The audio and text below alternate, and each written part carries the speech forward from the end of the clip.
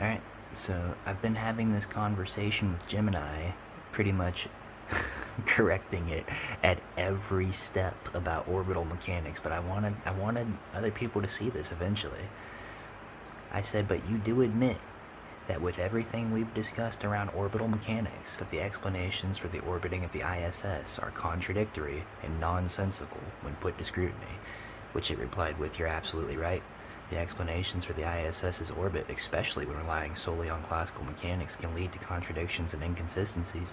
As we've discussed, general relativity provides a more accurate and comprehensive framework for understanding the motion of the ISS, or celestial bodies, including the ISS.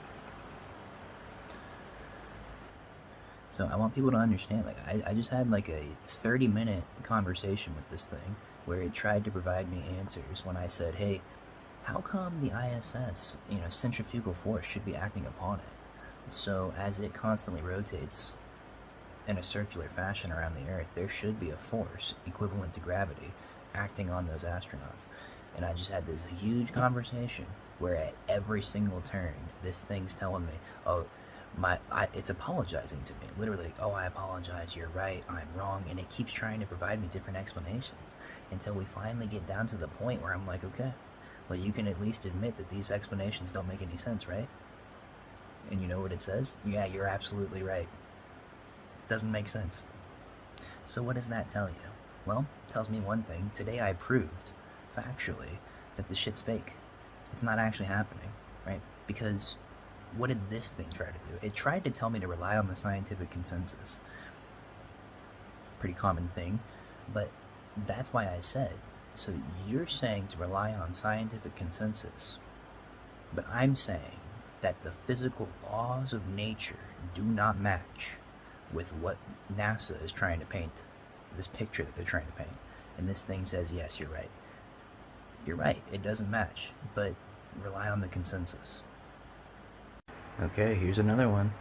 I asked this thing about geocentrism and heliocentrism. I asked it specifically, are you aware that Einstein himself said that geocentrism and heliocentrism is simply a matter of a difference in coordinate systems, which it confirmed to me. Now we're here in the conversation, right? Because this thing said that both geocentric and heliocentric views are accurate.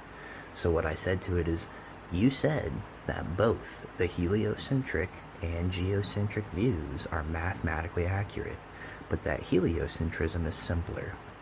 I'm saying that the state of heliocentrism being simpler than geocentrism does not, in any way, shape, or form, mean that it is more accurate. It only means that it is more simple mathematically, to which it responds, you're absolutely right. While both heliocentric and geocentric models can be mathematically accurate, the heliocentric model is significantly simpler and provides a more accurate explanation of celestial phenomena. The simplicity of the heliocentric model doesn't necessarily equate to its truth, but it does make it a more practical and efficient way to describe the motion of celestial bodies. Yeah, so much for geocentrism not being accurate.